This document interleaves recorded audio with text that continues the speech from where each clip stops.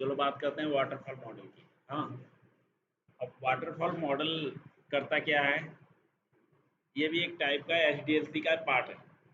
हम जब last time में हमने बात की थी सॉफ्टवेयर डेवलपमेंट लाइफ साइकिल ना, इस साइकिल में हम सॉफ्टवेयर डेवलप करते हैं और उसमें मल्टीपल फेजेज हैं। हर फेजेज के एक एंट्री गेट होंगे और एक एग्जिट गेट होंगे। इसमें भी वही सेम चीज़ है और इसमें भी कितने फेज होंगे, 6 फेज।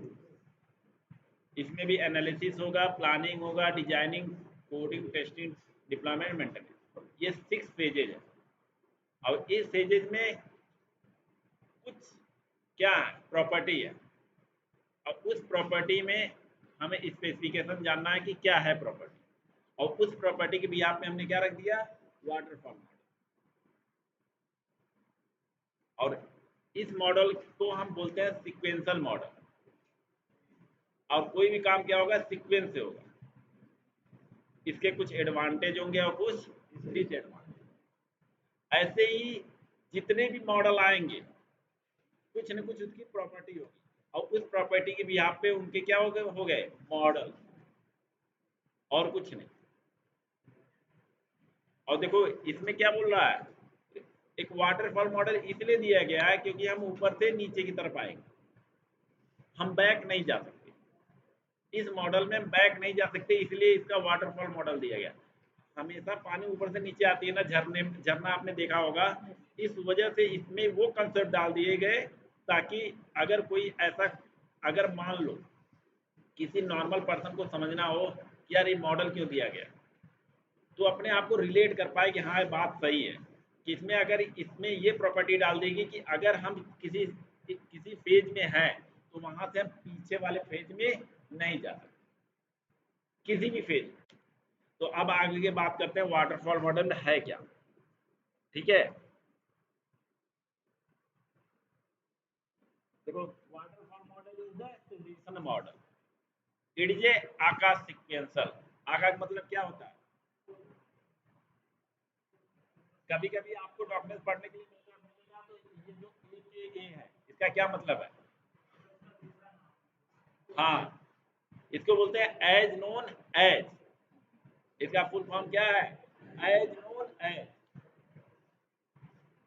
और जब कभी आपसे कोई डिस्कस करेगा ना तो इसको बोलते हैं आका। किसका आका, एज नोन एज का। सीक्वेंशियल डिजाइन प्रोसेस, सीक्वेंशियल मतलब एक सीक्वेंस के बाद दूसरा सीक्वेंस। और सीक्वेंस हमेशा नंबर से स्टार्ट होता है ना, एक के बाद दो आएगा, दो के बाद क्या पांच आएगा, नहीं, उसको सीक्वेंस नहीं बोले। उसके बाद देखते हैं ऑफन यूज इन एचडीएलसी। सारे मॉडल एचडीएलसी के हैं। अगर एचडीएलसी बहुत अच्छे समझ में आ गया, हाँ जी, अच्छा फॉन्ट साइज नहीं रहा यार,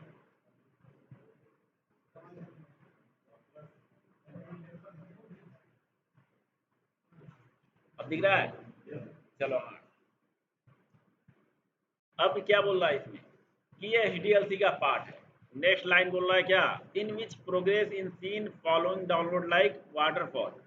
देखो वही बात बोल रहा है ना कि लाइक वाटरफॉल, और कहाँ से, फ्लोइंग द डाउनवर्ड। मान लो अगर सीढ़ी है उसके ऊपर अगर पानी आपने गिराया तो कहाँ तक जाएगा, नीचे तक। अब कोशिश करो नीचे से पानी ऊपर भेजने की, जाएगा नहीं जाएगा, एक फ्लो है पानी का, वाटर का। तो इसलिए इसका नाम दे दिया गया वाटरफॉल मॉडल, और कुछ नहीं। सारी चीजें सेम टू सेम है, बस कुछ एडवांटेज है, डिसएडवांटेज है। और एडवांटेज अब ये देखो इसके अंदर और वही सेम चीजें है।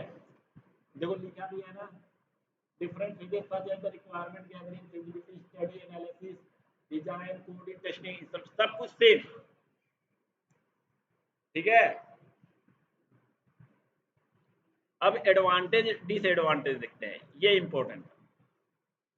एडवांटेज क्या है, ये शॉर्ट टर्म प्रोजेक्ट के लिए है, क्योंकि एक फेजेज में एक ही पर्सन इन्वॉल्व होगा। ऐसा नहीं कि रिक्वायरमेंट एनालिसिस चल रहा है तो डेवलपर भी इन्वॉल्व हो जाएगा, ऐसा नहीं है। एक टाइम पे क्या होगा, नंबर लिमिटेड रिसोर्स इन्वॉल्व होंगे। इसका फिर क्या होगा, बजट भी कम होगा। किसी छोटे प्रोजेक्ट के लिए हम वाटरफॉल मॉडल चला सकते हैं। जैसे मान लो मेरे पास यहाँ बजट 2-4 करोड़ का है और मैं एक प्रोजेक्ट बनवाना चाह रहा हूँ, तो फिर हम फॉलो करेंगे वाटरफॉल मॉडल।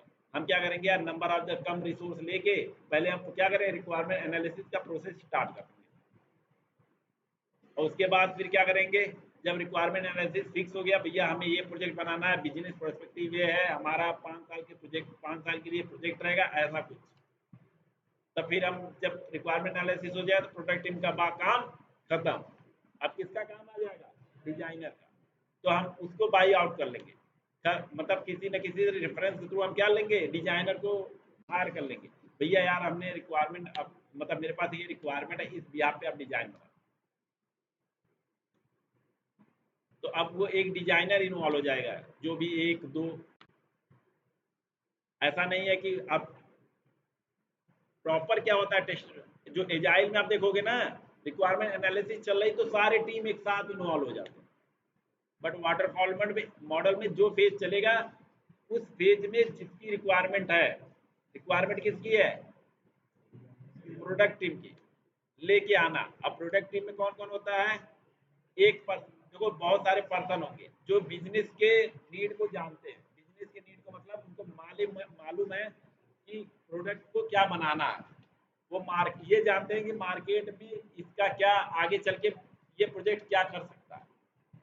अब जैसे हमारा काम क्या है, हमारा ये काम नहीं है, बट हम बन सकते हैं। अगर आपके पास मार्केट की स्ट्रेटजी है, सब कुछ है, तो आप भी बीए बन सकते हो आसानी से।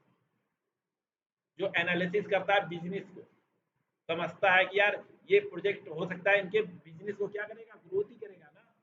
अगर आपको कोई एप्लीकेशन के ग्रोथ के बारे में पता है, आपको पता है कि ये ग्रोथ कर सकता नहीं कर सकता, या क्या उसमें फंक्शनैलिटी देनी है, फ्यूचर में 5 साल 10 साल बाद भी ये फंक्शनैलिटी रहेगी रहेगी, उसमें कोई इन्हेंसमेंट करने की जरूरत नहीं है, तो अब वो प्रोडक्ट टीम इन्वॉल्व होता है। अब प्रोडक्ट टीम आगे चल के आप उसमें 3 4 5 पर्सन होते हैं। एक प्रोडक्ट ओनर होगा, स्क्रम मास्टर होगा, एसए होगा, और कौन होगा, बीए होगा, कुछ सीनियर क्लाइंट के पर्सन होंगे। तो जो प्रोडक्ट टीम मतलब जो प्रोडक्ट को देखेगा, जो प्रोडक्ट को ओन करेगा, यार रिक्वायरमेंट क्या बनाना है। हमारा काम केवल समझना है, क्या मालूम है, रिक्वायरमेंट आ रही है उसको बनाना, उसको टेस्टिंग करके दे देना। लेकिन क्या बनना है क्या नहीं बनना है, डिसाइडेड कौन है, क्या क्लाइंट और प्रोडक्ट टीम। हम अपना इनपुट देते रहते हैं। अब आगे चलते हैं, पहला क्या है point, requirement do not change, not does not design for to get a stable product. एक फेज पे एक ही काम होगा और इसमें नए चेंजेस एक्सेप्टेबल नहीं है।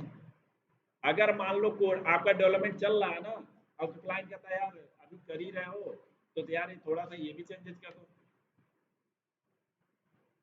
तो एक्सेप्टेबल नहीं है। और क्यों नहीं एक्सेप्टेबल है, कोई बताएगा।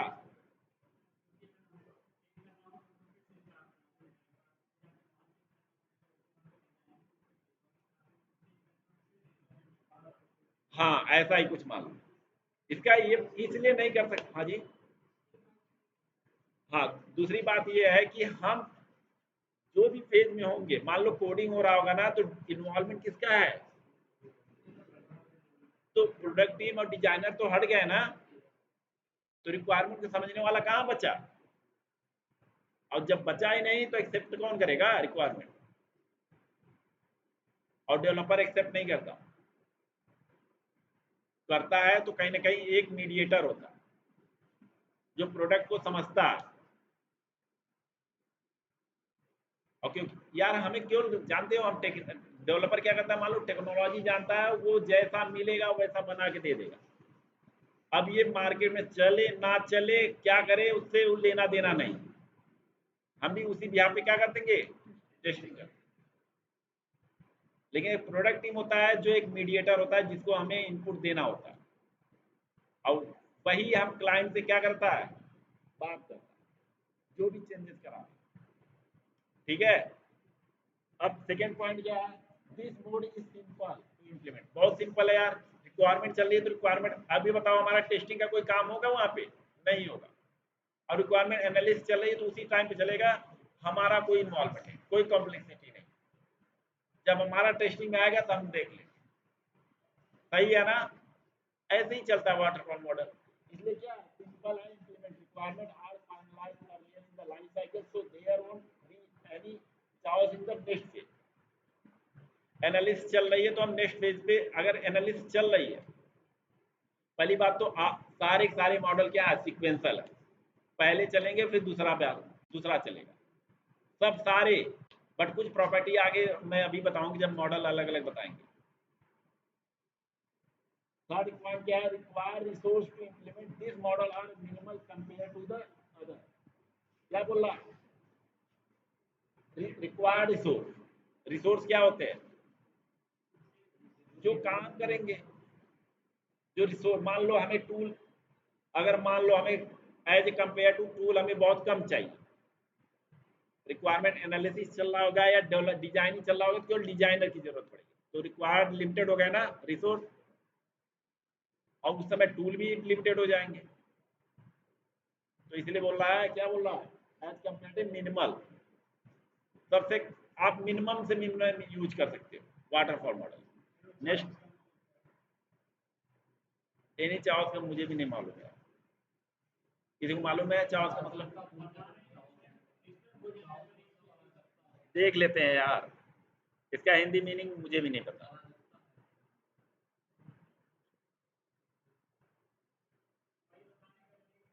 एक मिनट देख लेते हैं।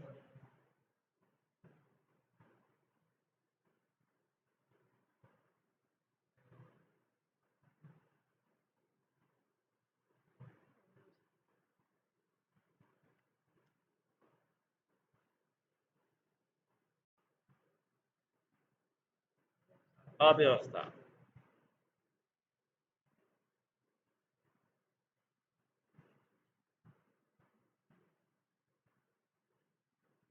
हाँ, इसका यहाँ पे ये कहने का मतलब है ना, जो लाइफ साइकिल चल रही है वो एक प्रोसेस वाइज चलेगी, उसमें ऐसा नहीं है कि आप जिग जैग फॉलो कर सकते हो। अगर मान लो आप नेक्स्ट पेज में हो तो बैक नहीं कर सकते, और अगर पहले फेज पे हो तो दूसरे पे ही जा सकते हो। ऐसा नहीं दूसरे से पहले पे जा सकते हो या दूसरे से चौथे पे जा सकते हो। इसका अचाव का मतलब है अव्यवस्था, आप सीक्वेंस से ही फॉलो कर सकते हो। आप अगर नेक्स्ट फेज में हो तो बैक नहीं जा सकते, इस मॉडल में ये बोल रहा है। ठीक है, चलो एक वर्ड हमें भी सर यहाँ पे सीखने को मिला। ठीक है, अब नेक्स्ट देखते हैं, required resource implement this model are, चलो ये वाला पॉइंट हो गया ना कि हम कम से कम मिनिमम रिसोर्स यूज करेंगे। Next, every phase has a specific deliverable. ये तो हर, चाहे कोई भी है, आप हर मॉडल में देखोगे ना, ये पॉइंट होगा, ये वाला पॉइंट होगा, क्योंकि हर हर फेजेज में एक डिलीवरेबल होगा। जैसे रिक्वायरमेंट एनालिसिस चल रही है तो वो पॉइंट डिलीवर करेगा ही करेगा, फिर नेक्स्ट वाले पे चलेगा। ये वाला पॉइंट तो सब में होगा, आप देखना। और नेक्स्ट पॉइंट क्या है, डिसएडवांटेज देखते हैं। ये इंपॉर्टेंट है, जो पूछते हैं एडवांटेज तो इतना नहीं पूछते जितना इसका डिसएडवांटेज पूछते हैं। क्यों? क्योंकि इसमें एक पॉइंट है जो हम बैक ट्रैकिंग नहीं कर सकते। एक पॉइंट हमेशा पूछते हैं, वो जानना भी चाहते हैं कि यार वाटरफॉल मॉडल एक्चुअली यूज क्यों करते हैं और इसका डिसएडवांटेज क्या है। एडवांटेज तो है, एडवांटेज भी पूछते हैं। ये क्या, शॉर्ट टर्म प्रोजेक्ट के लिए है, we can get the stable project, ये सारे है ना, we can use the minimum resource. ठीक है, तो अब ये सारे 4-5 पॉइंट हैं। We can start with the minimum amount, क्योंकि इसमें लिमिटेड रिसोर्स है तो आपके पास छोटे बजट है तो काम स्टार्ट कर सकते हो। ठीक है, अब डिसएडवांटेज दिखता है, back tracking is not possible. इसमें बैक ट्रैकिंग मतलब वापस नहीं जा सकते अगर किसी नंबर ऑफ फेजेज में हो तो। ये बात समझ में आ रही है आप लोग को? वापस मान लो आप कोडिंग करा रहे हो या डिजाइन चल रहा है तो रिक्वायरमेंट एनालिसिस में नहीं जाना। We cannot go back and change the requirement once design stage is reached. बात यही कर रहा है ना, कोई एक फेज में हो तो आप गो बैक नहीं जा सकते।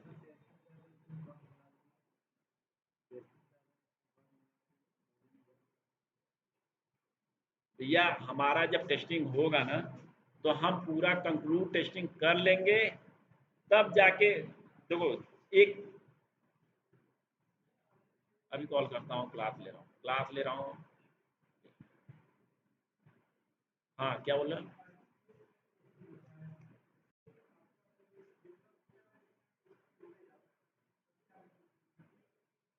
नहीं, जो जब डेवलप होता है तो एक डेवलपर अपना अपने एंड पे यूनिट टेस्टिंग करता है, वो प्रॉपर टेस्टिंग नहीं करता। पहले जब वाटरफॉल मॉडल चल रहे थे, क्या हमारा आपको मालूम है, तब हम हमारा टेस्टिंग का इतना स्कोप नहीं था। डेवलपर अपना डेवलप करता था, वहीं पे टेस्टिंग करके दे देता। लेकिन प्रॉब्लम कहाँ आई? प्रॉब्लम यहाँ पे आई कि यूजर के लिए तब प्रॉब्लम होना स्टार्ट हो गया जब नंबर ऑफ बग ज़्यादा मिलने लगे। हमें चैलेंजेस फेस करना, अगर हमें कोई एप्लीकेशन चैलेंजेस फेस करूंगा तो हम तो नहीं यूज करूंगा भाई, अनइंस्टॉल कर दूंगा। तो इस वजह से हमारा स्कोप आया। आप कभी गूगल करोगे ना, 15 साल 15-16 साल पहले या 14-15 साल पहले इतना स्कोप नहीं था, बिल्कुल नहीं था। ये मार्केट में फ्लरिश इसलिए किया क्योंकि इसका नीड पड़ा मार्केट में। जरूरत ही क्या आविष्कार की जननी होती है ना। हाँ,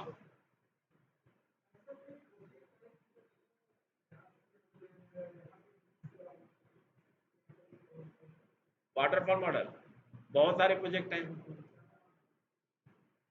नाम जैसे मैं अपने प्रोजेक्ट का नाम बता दूं, जो प्रीवियस, हाँ मैं अपने प्रोजेक्ट का नाम बता दूं, आई ब्रिज प्रोजेक्ट था। ऑज ब्रिज सर्च करना, Oz bridge research service private limited, उस कंपनी में वाटरफॉल मॉडल हुआ था। मार्केट में यूज हो रहा है, अभी भी यूज हो रहा है, नंबर ऑफ परसेंटेज कम है बट अभी यूज हो रहा है। अब उसमें मैं आपको बता देता हूँ, जो मैंने बात बोली है ना कहीं मैंने एक्सपीरियंस गेन की है इन्वायरमेंट में प्रैक्टिकली, तब उस चीज़ों को मैं आपको डिलीवर कर पाता हूँ। और आप कहीं ना कहीं गूगल भी करोगे, मैं तो बोलता हूँ ना, आप गूगल करो, कुछ लेके आओ और मेरे से डिस्कस करो यार, और लेके आओगे तो मेरे लिए भी कहीं ना कहीं बेनिफिशियल होगा और आपके लिए होगा, क्योंकि आप मेरे से एक पॉइंट बताओगे तो हम 4-5 पॉइंट बता ही देंगे। तो अब जैसे आईब्रिज है ना, मार्केट में आप गूगल भी करोगे तो नंबर ऑफ प्रोजेक्ट मैक्सिमम मिलेंगे। अब मेरे लिए तो एक प्रोजेक्ट है, मैंने यूज किया, और हाँ नंबर ऑफ प्रोजेक्ट कम है, क्योंकि वाटरफॉल मॉडल क्या बताता है, एक ऐसा प्रोजेक्ट जो शॉर्ट टर्म के लिए, और वो प्रोजेक्ट बहुत कम बनना स्टार्ट हो गया। और अब बहुत सारे प्रोजेक्ट ये भी अडॉप्ट कर लिया ना जिनके पास बजट है, मान लो अंबानी अडानी ये सारे प्रोजेक्ट हैं, और कहीं मान लो यूएसए का, मान लो उनके पास पैसे हैं, तो वो छोटे प्रोजेक्ट के लिए भी क्या फॉलो कर रहे हैं, एजाइल, ताकि क्लाइंट की चेंजेस एक्सेप्ट हो सके। वाटरफॉल मॉडल में सबसे बड़ा ड्रॉबैक ये था कि क्लाइंट के चेंजेस एक्सेप्ट, अब जब चेंजेस एक्सेप्ट करोगे तो स्टार्टिंग जाना पड़ेगा हर एक मॉड्यूल के। हर अब बताओ यार, कुछ चेंजेस होंगे, अगर ड्यूरिंग द डेवलपमेंट अगर उसको एक्सेप्ट कर लोगे ना, उसका जो क्या बोलते हैं कॉस्ट इफेक्टिव कम होता। लेकिन अगर पूरा कंप्लीट करने के बाद फिर एक डेवलपमेंट करोगे तो उसके कॉस्ट बढ़ जाते हैं, ऐसा देखा गया। इसलिए वाटरफॉल मॉडल को हम कम करते गए। अभी भी 2-3% मान लो यूज हो रही थी, नंबर ऑफ परसेंटेज है ना कुछ, अगर 1% भी यूज हो रही तो यूज हो रही है, और इसलिए इसको अभी करंट टाइम में बताया जाता है। मान लो हो सकता है कि 10 साल बाद ये मॉडल बंद हो जाए, नहीं यूज कर, हो सकता है, नहीं हो सकता, लेकिन तब भी आपको पढ़ना पड़ेगा, क्योंकि आपका बेस क्या है, यही मॉडल। आपको अगर लेटेस्ट मॉडल भी आपको बता दिया जाए तब भी आपको ये पढ़ना पड़ेगा यार, स्टार्ट कहाँ से हुई, अगर स्टार्टिंग आपको नहीं पता होगा ना, तो जो लेटेस्ट वाला होगा आपके अंदर क्रिएट नहीं हो पाएगा, आप बैठा ही नहीं पाओगे।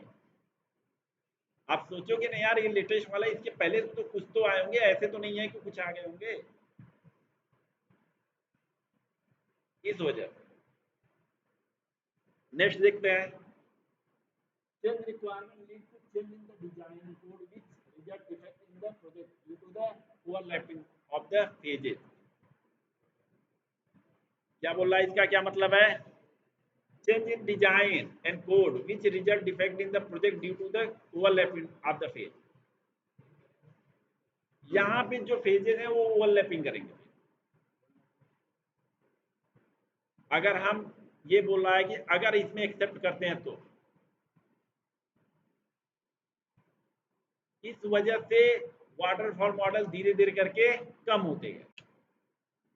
और जब अब हाँ, इसमें एक और चीज है, हम ना पहले भी ना जब रिक्वायरमेंट क्लाइंट्स आती थी तो हम उनके साथ मीटिंग वूटिंग करते थे, बट अभी जब क्या हुआ ना, जब एक मॉडल आया एजाइल, एकदम लेटेस्ट मॉडल है और वो 95 या 96 97% बोल सकते हो वो यूज हो रहा है, उसमें टर्मिनोलॉजी बहुत अच्छे अच्छे यूज होना शुरू हो गया। कंपनी जैसे हम मान लो आप हमारी कंपनी चल रही है तो हम बात करते हैं, लेकिन किस टर्मिनोलॉजी में बात करेंगे हमें कुछ तो आइडिया होना चाहिए ना। यहाँ मॉडल में कोई ऐसा नाम दिया गया नहीं। जो प्रोडक्ट ओनर और स्क्रम मास्टर की बात कर रहे हैं, यहाँ पे कहीं भी ऐसा नाम दिया गया नहीं। एजाइल में ये सारे नाम दिए गए, यार किसका क्या काम है, हम उसको क्या बुलाएंगे, उसका स्टडी स्टडी का भी प्रोसेस अलग हो गया। अगर आप स्क्रम मास्टर बनना चाह रहे होगे ना, तो आपके पास वो कोर्स होने चाहिए। आपके पास बिजनेस जो भी टास्क है, जो क्लाइंट की रिक्वायरमेंट आ रही है, उसके पास एनालिसिस करने का आपके पास क्या होना चाहिए, थॉट होना चाहिए, या आपने उससे आपने कुछ पढ़ा होगा, या उसके मान लो रिक्वायरमेंट के हिसाब से आपने कुछ स्टडी किया होगा। जैसे आपने बीटेक किया होगा, अगर मैकेनिकल से करेंगे तो आपके पास ऑटोमोबाइल के थोड़े बहुत नॉलेज होंगे ना लास्ट ईयर, उसी टाइप से आपको स्क्रम मास्टर की स्टडी करनी पड़ती है, उसके सर्टिफिकेशन लेने पड़ते हैं। आप देखोगे अभी गूगल करोगे ना, मैं हवा में बातें नहीं कर रहा हूँ।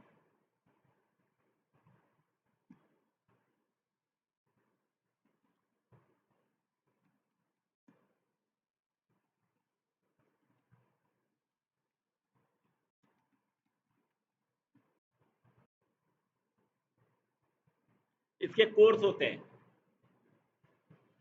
जैसे आप टेस्टिंग के कोर्स कर रहे हो ना, वैसे स्क्रम मास्टर के कोर्स होते हैं, और उसमें नंबर ऑफ सब्जेक्ट होंगे, आपको कुछ पढ़ना पड़ेगा, कुछ ना कुछ टेक्निकल चीजें होगी, आपको समझना पड़ेगा, मार्केटिंग के स्ट्रेटेजी को समझना पड़ेगा, प्लानिंग कैसे करते हैं, प्रोडक्ट की रिक्वायरमेंट क्या होती है, ये सारी चीजें इसमें बताई जाएगी। टेस्टिंग में आपको क्या बताया जाएगा, टेस्ट केस लिखना, लेकिन स्क्रम मास्टर में आपको बताया जाएगा डॉक्यूमेंट्स को कैसे पढ़ा जाता है, कैसे समझा जाता है, कैसे एनालिसिस किया जाता है, और कैसे डॉक्यूमेंट्स बनाए जाते हैं। ये क्या है स्क्रम मास्टर। ऐसे प्रोडक्ट ओनर होंगे, ऐसे बीए होंगे, ऐसे होंगे। अभी बताओ यार, डिजाइनर जब डिजाइन करता होगा तो उसे ना कहीं उसने कोर्स किया होगा ना डिजाइन का, एचटीएमएल का, सीएसएस का कोर्स किया होगा ना, वैसे ही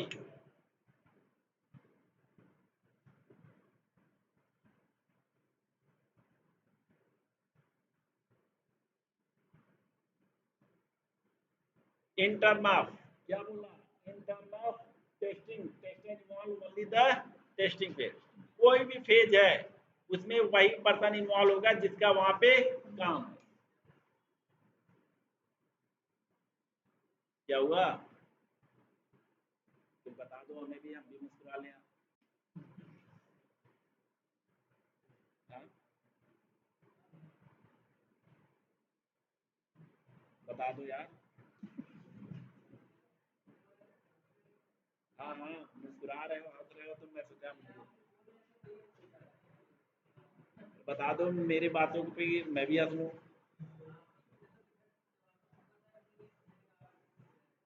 अच्छा ओके ठीक है, चलो मुस्कुराना भी चाहिए हाँ।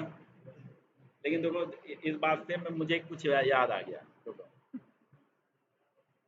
रिकॉर्डिंग में चला जाएगा ना।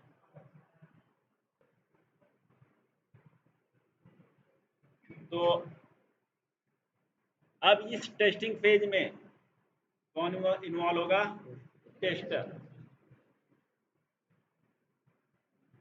ठीक है, अब टेस्टर इन्वॉल्व होगा। अगर रिक्वायरमेंट एनालिसिस चल रही है तो प्रोडक्ट इन्वॉल्व होगा, कोडिंग चल रही है तो डेवलपर इन्वॉल्व होगा। ठीक है,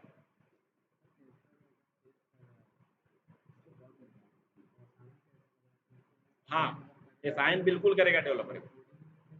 तो हम इसमें यही कॉम्प्लेक्सिटी आ जाती है ना, कि जैसे मान लो हमने टेस्टिंग की, ठीक है, अब टेस्टिंग हमने करके दे दिया, तो अब कौन फिक्स करेगा? डेवलपर ना। लेकिन कहीं ना कहीं बाय डिफॉल्ट यहाँ पे गो बैक जा रहा है, तो हम क्या करते हैं मालूम है?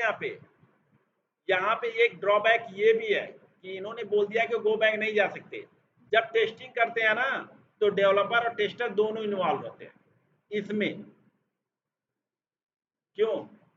क्योंकि जब हम कुछ प्रॉब्लम बताएंगे तो कौन फिक्स करेगा? हम करेंगे, डेवलपर करेगा।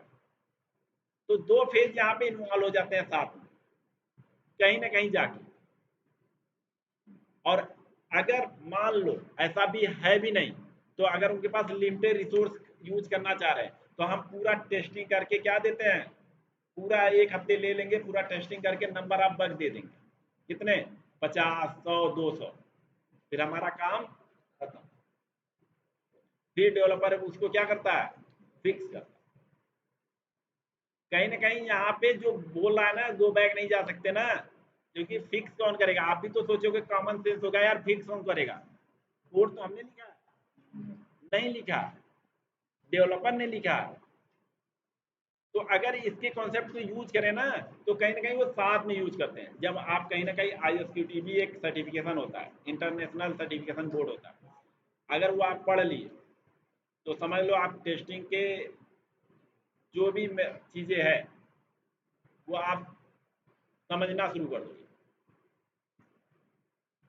और वो इम्पोर्टेंट है। अगर मान लो आपको इंटरनेशनलाइज होना है, जैसे मान लो बाहर जाना है, तो वो सर्टिफिकेशन मस्ट है, वेरी इंपॉर्टेंट, बहुत ज़्यादा इंपॉर्टेंट है। कभी आप गूगल करना, तो आप उसके भी आपको 5-6 हज़ार रुपये लगते हैं, वो सर्टिफिकेशन कर लोगे। हाँ जी, नहीं, 5-6 हज़ार रुपये। बहुत सारे कोर्स है। हाँ एग्जाम होता है, मॉनिटर होता है, और बड़ा टफ है। इसलिए इसलिए आपको ना चीज़ें सर्टिफिकेशन पे, इस सर्टिफिकेशन पे फोकस करना चाहिए। इस हिसाब से आपको पढ़ना भी चाहिए, क्योंकि मान लो इनकेस आपको अगर मौका मिला तो, और नहीं मिला तो आपको प्रेफरेंस देते हैं। जब आपने सर्टिफिकेशन कर लिया ना, तो आपको दिखते हैं, तो आपके पास नंबर ऑफ कॉल की फ्रीक्वेंसी बढ़ जाती है। ये रियलिस्टिक चीज़ें बता रहा हूँ कि जैसे मान लो अभी क्या हो रहा है ना, मार्केट इतना डाउन चल रहा है कि कॉल नहीं आ रहे। जो आपके नए, जो पुराने बैच हैं उन पे देखो, लेकिन अभी थोड़ा सा चल रहा है, ऐसा नहीं कि बंद हो गया। लेकिन आप जितना अपने आप को अगर स्किल्ड कर सकते हो, आप अपने आप को अगर अच्छा बना सकते हो, तो कॉल आ रहे हैं आपको, और आराम से ज्वाइन कर लो, कोई प्रॉब्लम, कोई दिक्कत नहीं। ठीक है, अब बात करते हैं, it is a suitable for long term project है। अच्छा नॉट है, नॉट मैंने खा गया। अब suitable for long term project, long term project ये सुटेबल नहीं है शॉर्ट टर्म प्रोजेक्ट के लिए। तो अब एडवांटेज था शॉर्ट टर्म प्रोजेक्ट के लिए, लेकिन लॉन्ग टर्म के लिए नहीं, क्योंकि इसमें लिमिटेड रिसोर्स यूज होते हैं। नेक्स्ट क्या है? Waterfall model can be use only when the requirement are very well known and fix. इसलिए बोल रहा है ना कि जब रिक्वायरमेंट एनालिसिस चलती है तो उसमें टाइम लेते हैं, प्रॉपर टाइम लेते हैं, उसको फिक्स करते हैं, तब जाके क्या होता है, नेक्स्ट मॉडल नेक्स्ट पेज जाता है। ठीक है, अब इसका फाइनल वर्ड देख लेना, कुछ नहीं है, ये बताएगा भैया ये वाटरफॉल मॉडल है, ये एचडीएलसी का पार्ट है, इसके कुछ एडवांटेज है, इसमें गो बैक नहीं जा सकते, इतने पेजेस है, और कुछ नहीं। ये डॉक्यूमेंट आपको ग्रुप में शेयर हो गया है, पढ़ लेना और एक ओवरव्यू देख लेना बस। और ज़्यादा इसमें नोट्स अगर लिख सकते हो तो ठीक है। इसमें 3-4 इसके एडवांटेज और डिसएडवांटेज हमेशा पूछते हैं, ध्यान रखना। ठीक है, बात करते हैं प्रोटोटाइप की।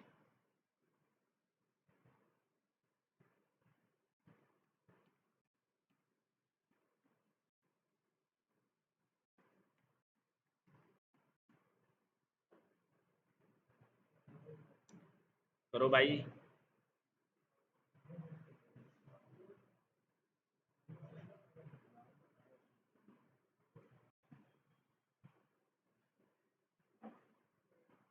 कर लो, हो गया।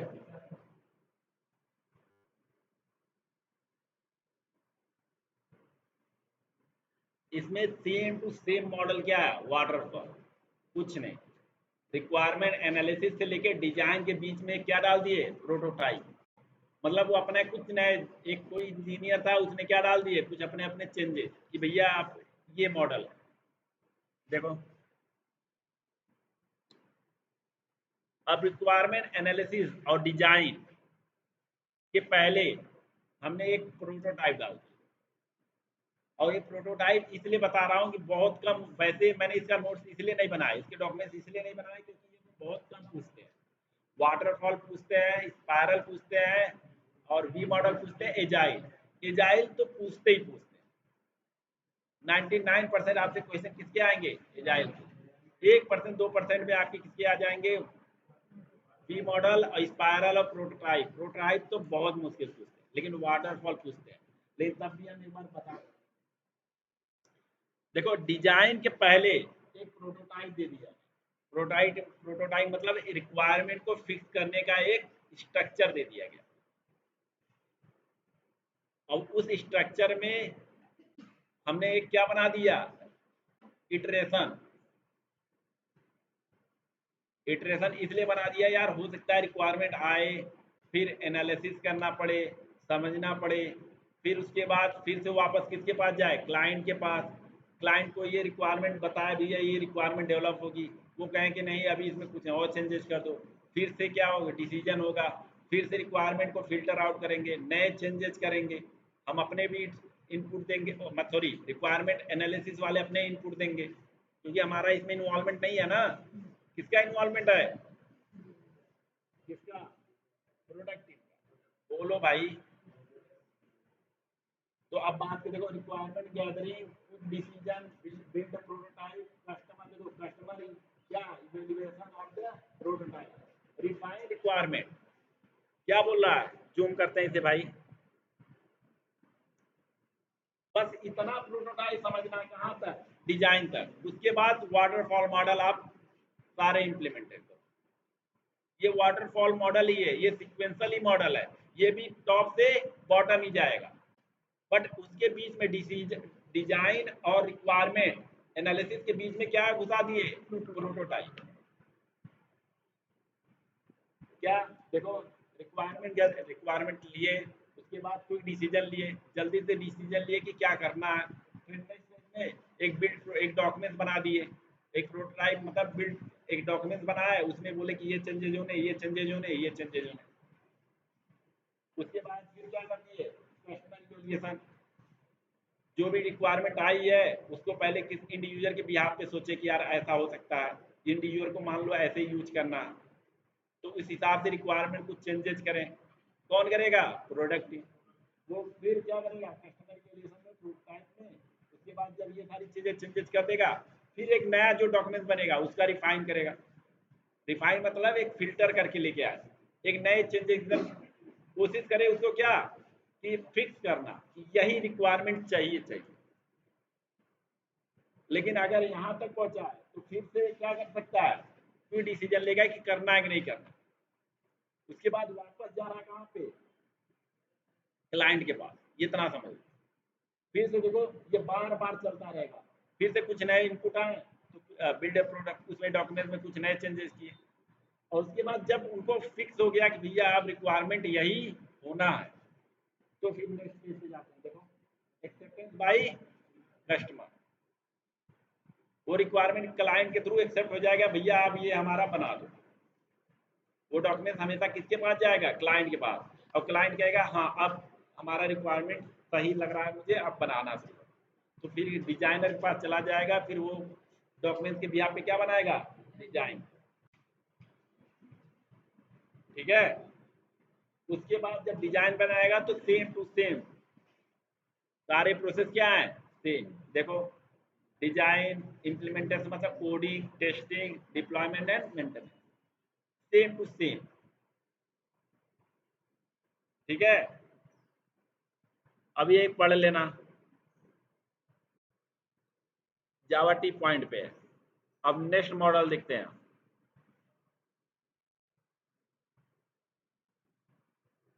देखो स्पायरल में हमने पेजेस में इटरेशन डाल दिया। इटरेशन मतलब कि यार ऐसा है कि यार रिक्वायरमेंट आ रही है, क्लाइंट बोल रहा है भैया चलो फिक्स तो कर दिए, लेकिन हमारा जब 2 महीने बाद ये मूड हुआ, या बिजनेस के पर्सपेक्टिव से ये सोचा कि यार इसमें कुछ चेंजेज होने चाहिए, कुछ होने चाहिए, लेकिन हम तो अब प्रोसेस स्टार्ट कर दिए ना डेवलपमेंट। अब डेवलपमेंट स्टार्ट कर दिए तो हम कोई चेंजेस बीच में ले सकते हैं, नहीं ले सकते।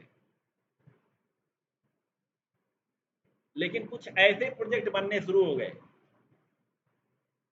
ऐसे प्रोजेक्ट बनने शुरू हो गए जिसमें हमने क्या जरूरत है, उसमें बार बार इटरेशन की जरूरत है, उसमें बार बार चेंजेस हो सकते हैं। उसमें हमने रिस्क मैनेजमेंट भी डाल दिया। अगर कुछ ऐसे प्रोजेक्ट हैं जहाँ पे रिस्क ज़्यादा है, जहाँ पे रिस्क ज़्यादा है, वहाँ पे हमने यूज करना क्या स्टार्ट कर दिया है, स्पायरल। स्पायरल मॉडल केवल एक रिस्क मैनेजमेंट के लिए इंपॉर्टेंट है, अदरवाइज सारे मॉडल सेम है, एज इट इज जैसे हम वाटरफॉल मॉडल यूज करें। जब बड़े प्रोजेक्ट बनने शुरू हो गए, बहुत बड़े, जैसे ये अभी आप यूज क्या कर रहे हैं, विंडो 10 और 11 आएगा ना, आएगा कि आ गया, आ गया। तो अब मान लो आ गया है ना, तो अब जब मान लो आपका विंडो 10 स्टेबल है, 11 तब यूज करोगे जब एज एज कंपेयर 11 भी स्टेबल हो। बात समझ में आ रही नहीं। मान लो अगर मुझे यार विंडो 11 परचेज करना ही है, और लेकिन करने के बाद मुझे ये लगे यार विंडो 11 हमारे किस काम का नहीं, स्टेबल नहीं है, क्रैश हो जा रहा है, ऑपरेटिंग सिस्टम इसका सही से काम नहीं कर रहा, कुछ ना कुछ ऐसी चीज़ें प्रॉब्लम कर रही है, कहीं माइक का प्रॉब्लम कर दे रहा है, कहीं हम वीडियो चला रहे हैं तो कभी कभी साउंड बंद हो जा रहा है। ऐसा प्रॉब्लम हो सकता है, नहीं हो सकता। और ये सारे जब ऑपरेटिंग सिस्टम करते हो उसी के साथ आता है ना, उसका ड्राइवर जो, मान लो जब ऑपरेटिंग सिस्टम आप इंस्टॉल करते हैं उसके साथ बहुत सारे क्या इंस्टॉल होते हैं, ड्राइवर। और जब ड्राइवर इंस्टॉल होते हैं, अगर उसमें ही इशू आने लगे तो आपका ये चल पाएगा आपका लैपटॉप, नहीं। तो यहाँ पे हम एक पॉइंट डाल दिए क्या, रिस्क मैनेजमेंट। यार बड़े प्रोजेक्ट के लिए कुछ ऐसे प्रोजेक्ट हैं जिनके लिए हम स्पायरल मॉडल ही यूज करें, अदर मॉडल फिजिबल नहीं है। इसलिए स्पायरल मॉडल भी अभी फिजिबल है जो बड़े प्रोजेक्ट हैं। जैसे एंड्रॉयड हो गया ना, एंड्रॉयड अगर 12 चल रहा है तो 13 मार्केट में लाने के लिए हम स्पायरल मॉडल यूज करें। इसमें ये देखते हैं यार, अगर मान लो हमारा एंड्रॉयड अभी जो करंट टाइप वर्जन चल रहा, नया वर्जन लाएंगे तो ये भी एज कंपेयर टू स्टेबल होना चाहिए, ताकि जो मेरा मार्केट कैप्चर हो चुका है उसमें कोई प्रॉब्लम ना आए। अभी बताओ यार, तुम्हें तो बाय डिफॉल्ट मिलता है ना एंड्रॉयड, जब आप मोबाइल लेते हो ना कहीं कंपनियां क्या करती है, उनको परचेज करती है, गूगल से क्या करती है, परचेज करती है, तब जाके आपके अंदर एंड्रॉयड की ऑपरेटिंग सिस्टम डालते हैं। सब बिजनेस प्रोस्पेक्टिव से काम हो रहा है। मैंने स्टार्टिंग बोला था ना, सॉफ्टवेयर बनते हैं ऐसे ही बना रहे हैं। आप यार लूडो खेलते हो ना, लूडो खेलते हो तो आप पैसे पे करते हो, वहां पे कुछ नहीं करते। तब भी यार वो करोड़ों रुपए, सोचो अरबों रुपए उसमें लगाया है उस लूडो को एप्लीकेशन को बनाने में। नंबर ऑफ रिसोर्स कितने लगाए, तो उसको कहीं ना कहीं मार्केट कैप्चर करना है ना, कहीं ना कहीं उसको बेनिफिट होगा तभी तो बनाएगा ना। कुछ ऐसे आप कहीं कुछ ऐसे एप्लीकेशन यूज करोगे, आपसे कुछ ले रहा होगा, कुछ ले रहा होगा, नहीं ले रहा होगा, लेकिन इसका यूज है उसके लिए। कहीं ना कहीं वो कहीं ना कहीं उससे पैसे कमा रहा है, चाहे वो लेके एडवर्टाइजमेंट लेके करो, चाहे कुछ ऐसे मेंबर डाल दिया जो सब्सक्रिप्शन लेके तभी वो फीचर यूज कर सकते हैं। जैसे मान लो आप कभी हॉटस्टार यूज किए होगे, अमेजोन यूज किए होगे, क्योंकि ऐसे देखो उसमें सॉफ्टवेयर है ना, कुछ ऐसे वीडियो होंगे जो आप फ्रीली देख सकते हो, लेकिन कुछ ऐसे वीडियो होंगे जो कहेगा क्या, प्राइम लो भाई, तभी एक्सेस कर सकते हो। तो ये मार्केटिंग की स्ट्रेटेजी है, उस तरह से उसमें कोडिंग किए गए हैं कि भैया आप अगर उसकी मेंबरशिप लेंगे तो इसका देखो इनेबल, आपको इनेबल कर दिया जाएगा। हाँ आप देख सकते, ऐसे ही होता है ना। इस वजह से स्पायरल मॉडल फिजिबल अभी भी है। जैसे मान लो विंडो 10 चल रहा है, ये बड़ा प्रोजेक्ट है नहीं ये, और इस प्रोजेक्ट इस मॉडल में कम से कम किसी प्रोजेक्ट को डेवलप करने में कम से कम 5 साल, 4 साल, 3 साल, 8 साल, 10 साल लगता है, ऐसा भी होता है। अब आप गूगल करोगे ना, यहीं पे देखो, देखो before starting the spiral model, zoom नहीं हो रहा है। Before starting the spiral model in software life cycle, I would suggest you check this software development life cycle। ये सब मॉडल के लिए बोलता है ना, क्योंकि अगर जब तक आपको HDLC नहीं मालूम है तब तक आप मॉडल पढ़ने का कोई मतलब नहीं, ये बोलना चाह रहा। You could see different types of software development methodology in that post। हम सीधे आते हैं स्पायरल मॉडल।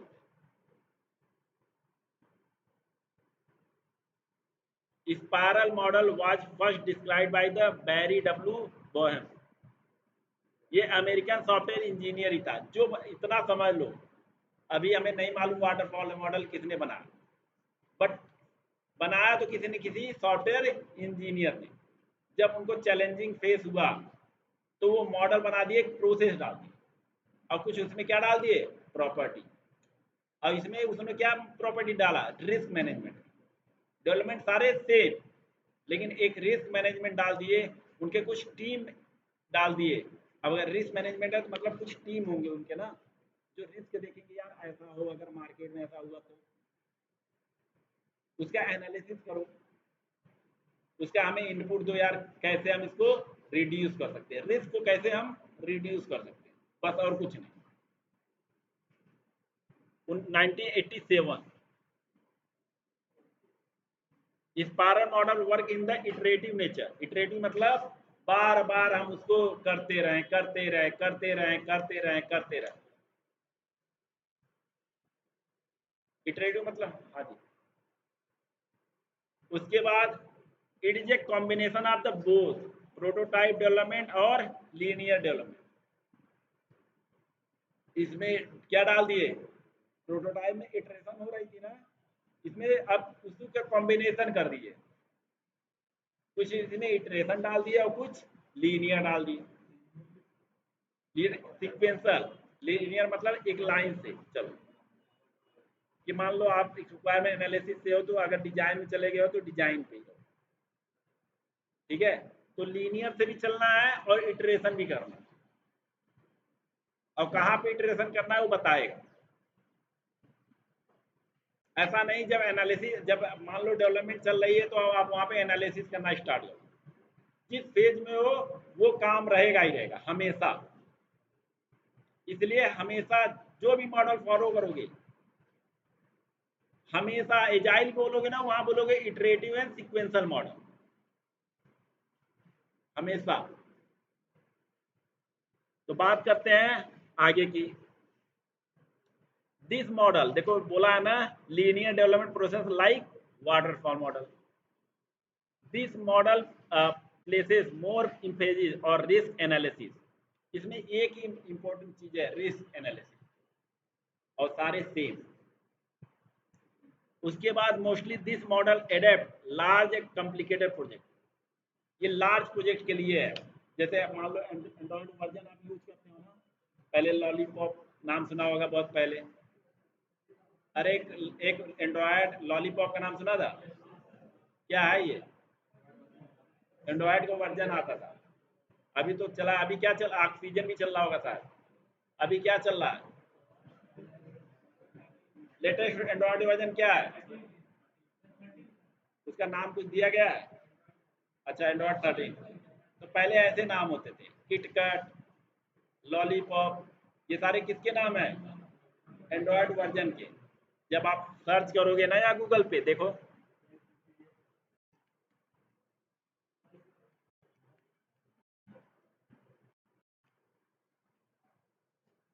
देखो ये सारे नाम है, एंड्रॉयड पाई, एंड्रॉयड लॉलीपॉप, डोनट, ओरियो, ये सारे नाम है।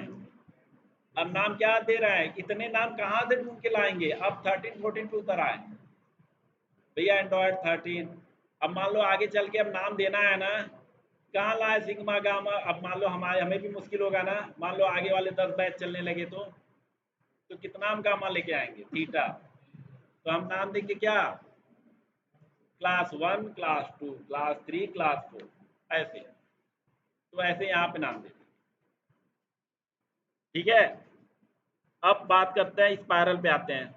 तो ये किस प्रोजेक्ट के लिए है? लार्ज प्रोजेक्ट के लिए। जैसे वाटरफॉल शॉर्ट प्रोजेक्ट के लिए है, शॉर्ट टर्म प्रोजेक्ट के लिए, ये लार्ज प्रोजेक्ट के लिए। और ये हमेशा किसके लिए? जैसे मान लो कोई बड़ी बैंकिंग एप्लीकेशन है, जहाँ पे क्या ट्रांजेक्शन का इन्वॉल्वमेंट हो जाता है। जैसे मान लो एसबीआई है, एसबीआई कहीं ना कहीं अपना ऑपरेटिंग, अपना एप्लीकेशन यूज कर रहा होगा ना, तो वहाँ पे ये चेक करते होंगे ना, यार मान लो यार कोई अगर हम अमाउंट का कुछ एडिंग और क्या कर रहे हैं, डेबिट कर रहे हैं, क्रेडिट डेबिट कर रहे हैं, तो कहीं ना कहीं बीच में हमारा वो ना हो, फ्लॉ ना हो। फ्लॉ मतलब कि कहीं कोई अमाउंट हम किसी पार्टिकुलर पर्सन में ट्रांजेक्ट कर रहे हैं, कहीं और ट्रांजेक्ट ना हो जाए। और एक सॉफ्टवेयर का कहीं ना कहीं ब्लीच आता है, कहीं ना कहीं सॉफ्टवेयर का ब्लीच आ जाता है यार, कि हमने ट्रांजेक्शन किया बट वो सामने वाले को क्रेडिट नहीं हुआ। कभी कभी आपने फेस किया होगा, नहीं किया होगा तो करोगे, हो सकता है।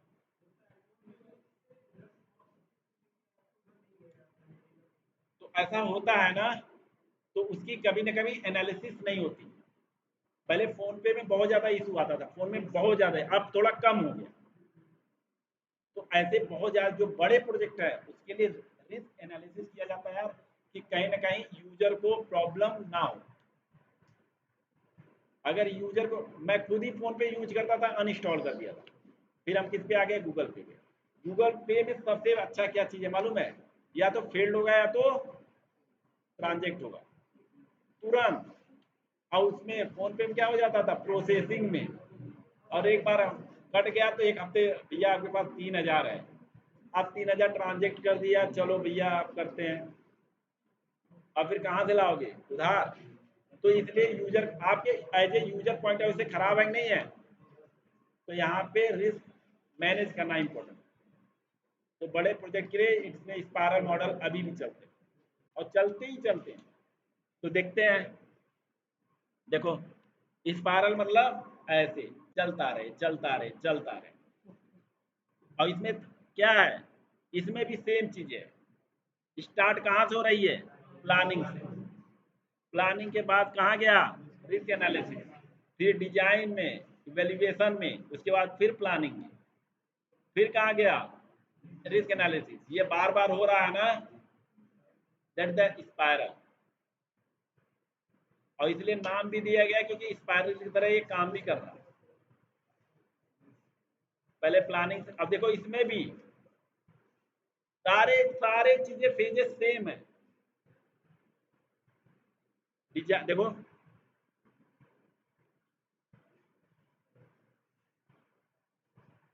देखो सेम है। पहला फेज क्या है? प्लानिंग फेज है, requirement gathering, cost estimation, resource allocation. दूसरे में क्या हो रहा है? Strength and weakness of the project. अब प्रोजेक्ट का वीकनेस और स्ट्रेंथ जानेंगे तभी तो रिस्क मैनेजमेंट कर सकते हैं ना। यार हमें कहाँ पे ये चीज़ें देखनी है, कहाँ पे हम चीज़ों को और ज़्यादा स्ट्रॉन्ग लेके आ सकते हैं। जब तक आप वीकनेस नहीं जानोगे तब तक स्ट्रॉन्ग बन नहीं सकते।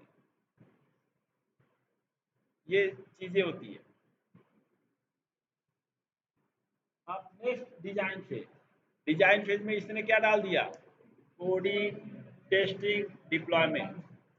देखो फेज आपके 6 ही हैं, लेकिन यहाँ पे इन्होंने क्या डाल दिया? 4 फेज, मेजर फेज। और उस मेजर फेज में आपने जो पढ़ा है ना, एनालिसिस, क्या planning, designing, coding, testing, deployment, maintenance, देखो इसमें भी तो है। वो आपका फेज कहीं जाने वाला नहीं है। अगर आप सो गए तो चला जाओ। अगर मान लो इनके साथ सो गए तो ये फेज आप खा सकते हो।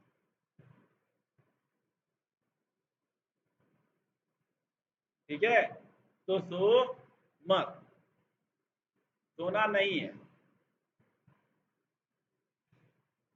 ठीक है, तो ये देखो 4 फेज समझ में आया। लास्ट वाला क्या है? Client evaluation, to get the feedback. और फीडबैक सब एप्लीकेशन के लिए होता है। जो मेंटेनेंस की बात करते हो ना आप, यही है कि फीडबैक में कुछ इशू आ गया तो उसे फिक्स कर लो, कुछ नए चेंजेस। फिर आप जानते हो जब आप एप्लीकेशन यूज करते हो ना, तो कहीं ना कहीं देखो क्या होता है? मैसेज बॉक्स होता है। वहाँ पे आप कम्युनिकेशन करते हो, पूछते हैं यार you can share the feedback. अगर आपको कुछ चैलेंजेस फेस होते हैं ना, तो आप फीडबैक दोगे तो वो चेंजेस हो सकते हैं। अब इसके डिसएडवांटेज देख लो, एडवांटेज देख लो। पहला बात तो क्या? रिक्वायरमेंट अलाउ, क्या इट अलाउ रिक्वायरमेंट चेंजेस। और इसमें क्या इटरेशन है, इसलिए इसमें नए चेंजेस अलाउ है। दूसरा, suitable for the large project के लिए, बड़े प्रोजेक्ट के लिए ये अच्छा। Third, it allow better risk analysis, cost effective due to the good risk management. इसका एक ही यही इंपॉर्टेंट है चीज, क्या? रिस्क। बाकी सारा सेम है। रिस्क मैनेजमेंट ही इसमें एक टर्मिनोलॉजी यूज होता है, एक फेज यूज होता है जो इंपॉर्टेंट है। अदरवाइज सारे सारे सेम है। और पूछता भी है, इंटरव्यूअर पूछता भी है, which model are using the risk analysis, तो आप बोलोगे स्पायर। सिंपल है। कभी कभी मान लो पूछ लिया, तो आपको आइडिया होना चाहिए, तो ये क्वेश्चन पूछते भी है। देखो अब जो एडवांटेज है उसी का डिसएडवांटेज होगा। नॉट क्या not suitable for the small project के लिए, क्योंकि एक टीम भी तो इन्वॉल्व होगा ना। और इसमें इटरेशन हो रहा है, इसका मतलब बहुत सारे टीम एक साथ में काम करेंगे। जहां पे इटरेशन हो गया तो सभी टीम को एक साथ, मतलब एक क्या नंबर ऑफ रिसोर्स एक साथ में चाहिए। वाटरफॉल मॉडल में ऐसा नहीं था। अगर डिजाइन चला तो डिजाइनर इन्वॉल्व होगा, लेकिन इसमें सारे रिसोर्स एक साथ में ही लगेंगे। और यहाँ से एक नया मॉडल आना शुरू हो गया जहाँ पे इटरेशन का काम होना शुरू हो गया। अब इसके बाद क्या आएगा? V model. वहाँ पे भी इटरेशन चलेगा। एजाइल आएगा, उसमें भी इटरेशन चलेगा। इटरेशन मतलब कि कोई भी फेजेस को हम, कोई भी चीज़ हम बार बार यूज कर सकते हैं। कोई चेंजेस आ रहा है, हम उसको रिक्वायरमेंट में इम्प्लीमेंट कर सकते हैं। ड्यूरिंग द कोडिंग भी रिक्वायरमेंट को एनालिसिस करके उसकी डिजाइन चेंज करा के फिर हम उसको इम्प्लीमेंट करा सकते हैं। That is the iteration. ठीक है। अब जैसे देखो एग्जाम्पल भी बोला है, Microsoft Office, MS Office, window operating system, Mac operating system, Linux operating system, Android operating system, iOS operating system, सबके लिए क्या है? इंस्पायर। एग्जाम्पल पूछेंगे तो सब यही चेप देना। ठीक है। एक प्रोजेक्ट और एक मॉडल और agile, sorry V model. V model समझ लो कि लेटेस्ट मॉडल है किसके, एजाइल के जस्ट पहले का। एजाइल आया ही किससे, वी मॉडल। उसमें कुछ इंपॉर्टेंट चीजें आ गई, उससे इन्होंने इनहेंस करके एक नया मॉडल लिया एजाइल। तो वी मॉडल थोड़ा बहुत गो थ्रू कर लेते हैं, उसके बाद कल से हम करेंगे एजाइल। और एजाइल प्रॉपर एक दिन का क्लास है, उसमें बताएंगे क्या क्या चीजें होती है, क्या डॉक्यूमेंट्स होती है, नाम दिया गया तो इस डॉक्यूमेंट का काम क्या है, पूछेंगे ना, तो हम उसकी डिस्कशन करेंगे एजाइल। तो अभी देख लेते हैं, आप लोग को लंच करना है क्या, तो खत्म कर देते हैं वी मॉडल।